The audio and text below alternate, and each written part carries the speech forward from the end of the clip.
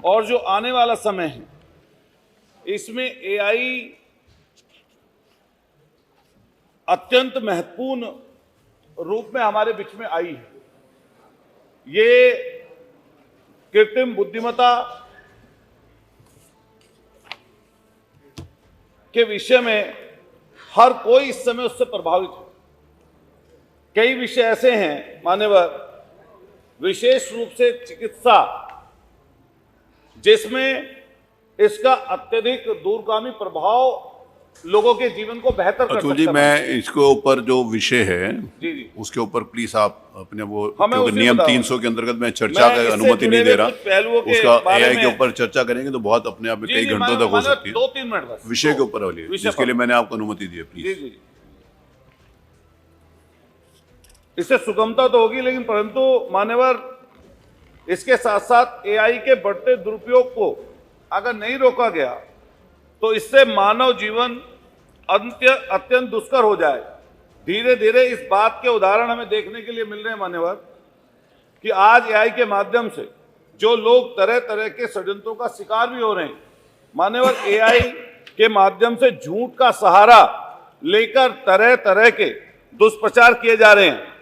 मैं अपने स्वयं के विषय में मान्यवर आपसे कहना चाहता हूं, और मान्यवर सदन के जितने सदस्य हैं, जो भी चुनकर आए हैं या जो भी सामाजिक जीवन जी रहे हैं, वो इस बात को नजदीकी से समझ सकते हैं कि एआई के माध्यम से किसी की भी डीपफेक वीडियो, किसी का भी फोटो, किसी की भी महिलाओं की निजता का उल्लंघन लगातार मान्यवर देखने के लिए मिल रहा है। मैं अपने लिए भी मैंने देखा, अभी कुछ दिन पहले मान्यवर मैं टेबल कर दूंगा वो सारी शिकायतें और सारी वीडियो फोटो किस माध्यम से किस तरीके से चेहरे को परिवर्तित करके, और उससे होता क्या है मान्यवर कि मेरे से जुड़े हुए लोग फिर उसका जवाब देंगे उसी रूप में, जिससे सामाजिक समरसता भी खराब हो रही है, सामाजिक लड़ाइयां बढ़ने का मौका मिल रहा है। आपके माध्यम से मैं माननीय मंत्री जी से कहना चाहता हूं कि पिछले दिनों एक एजेंसी वाले लोग मेरे पास आए, और जो एजेंसी वाले लोग मेरे पास आए उन्होंने कहा कि आपको कहीं पर अगर भाषण ना भी देना हो तो आपकी आवाज में हम लोग आपकी सूचना आपकी जनता तक, आपके लोगों तक पहुंचा सकते हैं। जैसे वो मेरी सूचना को सही रूप में पहुंचा सकते हैं मान्यवर, इसी तरीके से उसी सूचना को अगर गलत रूप में प्रचारित करना हो किसी भी सदस्य, किसी भी सामाजिक व्यक्ति के, तो वो चीजें वैसे भी पहुंच जाएंगी।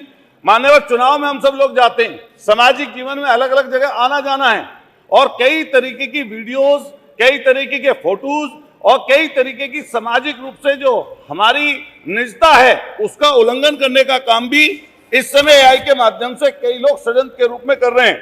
मान्यवर, आपसे निवेदन है कि इस विषय में जो जिस भी माध्यम से जो गलत एआई का दुष्प्रचार किया जा रहा है किसी भी व्यक्ति की प्रतिष्ठा को धूमिल करने के लिए, उसके बारे में हम सबको लोगों को सोचना पड़ेगा। मान्यवर, पिछले दिनों पीठ से आदेशित हुआ था, पिछले दिनों पीठ से आदेशित हुआ था, मैंने आपको अनुमति दी है, विषय पर है, उसको डिबेट नहीं, जुर्माना सरकार की तरफ से लगेगा। लेकिन मान्यवर, आईटी एक्ट के लिए सरकार की तरफ से बोला जाता है मान्यवर, आप भी जानते जो आईटी एक्ट है उसमें 6 महीने की सजा का प्रावधान है मान्यवर, और वो विषय आ गया आपका जवाब नहीं है। मैंने एक एफआईआर, मैं मान्यवर अपने खुद पीड़ित हूं इससे, और भी कई लोग पीड़ित, आप बोलो प्लीज। मैंने एक एफआईआर पिछले 15 दिन पहले अपने यहाँ मेरठ के एसएसपी साहब को सूचना देके दी, आज तक वो मान्यवर सूचना नहीं चढ़ी। मैं टेबल कर दूंगा आपको वो सारी चीजें। आपके माध्यम से मैं कहना चाहता हूं कि सरकार इसमें रेगुलेट करने के लिए, इसे संचालित करने के लिए, ये जो हमारा सदन है मान्यवर, इस सदन के माध्यम से विधि बनाने का तरीका जो है, जो हम लोग इसके लिए विधि नहीं बनाएंगे, हम लोग मान्यवर नियम नहीं बनाएंगे, तो आने वाले भविष्य में हमारी जो आने वाली पीढ़ियां हैं वो मान्यवर बर्बादी की तरफ चली जाएंगी। वो कहेंगी कि सदन में बैठने वाले लोगों ने इस तरह के नियम नहीं बनाए। और मान्यवर, एक बात कही जाती है विज्ञान के विषय में, science is a good servant but bad master. AI के विषय में यह कदम मान्यवर बिल्कुल सटीक है। एआई पे चर्चा हम नहीं कर रहे, एआई के मास्टर नहीं बनने देना। जो विषय आप मैं मान्यवर आपका संरक्षण चाहता हूं कि सरकार की तरफ से कि कोई ना कोई इसमें बात यह आए कि विधि नियम बने और कठोर से कठोर सजा देने का प्रावधान सरकार की तरफ से हो, नहीं तो आने वाले समय पर बड़े गंभीर परिणाम हम सब लोगों को, समाज को इसके भुगतने पड़ेंगे। माननीय मंत्री जी, माननीय मंत्री जी। माननीय अध्यक्ष जी, प्रधान जी का प्रश्न बहुत अच्छा है, लेकिन इस विषय में मैं अवगत कराना चाहता हूं कि आईटी और इलेक्ट्रॉनिक्स आईटी के संबंध में भारत सरकार समय समय पर नियम बनाती है और उनको लागू करती है। केंद्र सरकार द्वारा सूचना एवं प्रौद्योगिकी अधिनियम 2000 के अंतर्गत समय समय पर इलेक्ट्रॉनिक्स एवं सूचना प्रौद्योगिकी मंत्रालय द्वारा विभिन्न नियमों को लागू किया गया है। उपरोक्त कड़ी में हाल ही में जो नवीनतम अधिसूचना संख्या CGDLA 1002226-269993 दिनांक 10 फरवरी 2026 प्रभावित की गई है, जिसके अंतर्गत इस प्रकार के अपराधों के विषय में कड़े प्रावधान लागू किए जाने का है। इसका गजट मैं अन्य सदस्य को उपलब्ध करा दूंगा। ये गजट मेरे पास है। ये पूर्ण रूप से भारत सरकार केंद्र सरकार के अधीन है।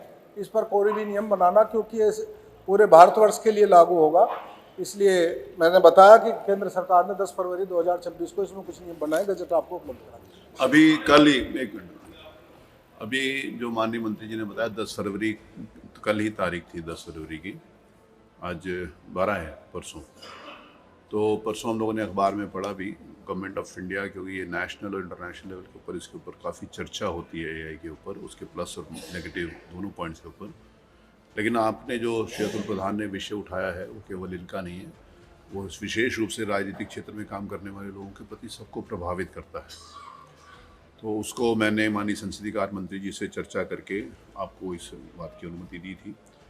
तो जो गवर्नमेंट ऑफ, ये ठीक है माननीय मंत्री जी जो आपने कहा है कि गवर्नमेंट ऑफ इंडिया इसके रेगुलेशन बनाती है। जो गवर्नमेंट ऑफ इंडिया ने जो अभी परसों 2 दिन पहले ही जो किया, तो उसको प्रभावी ढंग से लागू हो जाए। और जैसे पिछली बार माननीय संसदीय कार्य मंत्री जी ने ये यहाँ पर विधानसभा में बताया भी था कि इसमें सख्त नियम लागू हैं, जिसमें 1 करोड़ रुपए तक का जुर्माना भी है। तो 2-4 को इस प्रकार से उनको सज़ा भी दीजिए, और जो इन्होंने FIR कराई उसकी जांच करा लीजिए, और जो भी उसमें उचित हो उसमें उसकी कार्रवाई करिए। माननीय संसदीय कार्य मंत्री। माननीय अध्यक्ष जी, ये विषय ऐसा है मान्यवर जिसमें हमको लीगल ओपिनियन सीख करना पड़ेगी। ठीक बात। और बिना उसके हम इस समय कहने की स्थिति में नहीं है। मैंने इसीलिए अभी आपको बुलाया था, इन्होंने गजट निकाला, मैंने भी मंगवाया, लेकिन मेरी जानकारी में इससे पहले ये आया भी नहीं था। परसों ही मान्यवर ये गजट हुआ है। परसों मैं आपको भेज देता हूँ, इसको देख लें। सवाल ये है कि अभी इसके बारे में जानकारी भी पूरी नहीं है। लीगल ओपिनियन लेने के बाद ही मान्यवर कुछ कह पाएंगे हम इस बारे में। ठीक है, उसका संज्ञान ले लिया है, जो भी संज्ञान ले लिया। ठीक है, उसका मैंने बोला है जो भी लीगली पॉसिबल होगा उसके लिए वो किया जाएगा। मत संख्या 3, मत संख्या 3 कुछ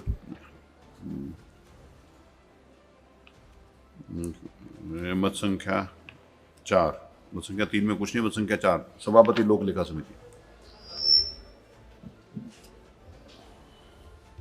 वो नियम 56 में कल मानवर मैं सभापति लोक लेखा समिति नियम 56 में अनुज्ञा से उत्तर प्रदेश 18वीं विधानसभा की लोक लेखा समिति 2025-26 का तृतीय प्रतिवेदन, जो भारत के नियंत्रक महालेखा परीक्षक का 31 मार्च 2010 को समाप्त हुए वर्ष के लिए प्रतिवेदन सिविल सेक्टर में उल्लेखित कृषि विभाग से संबंधित डाटा पत्तियों पर आधारित है, प्रस्तुत करता हूँ। मत संख्या 5 माननीय सभापति लोक लेखा। मानवर मैं सभापति लोक